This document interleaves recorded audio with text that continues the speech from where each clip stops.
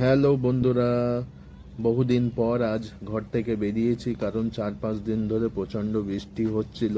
আর সেই বৃষ্টির কারণে দেখুন কিভাবে জল এখানে জমা হয়েছে, যার কারণে 4-5টা বাঁধের মুখ খুলে দিতে হয়েছে।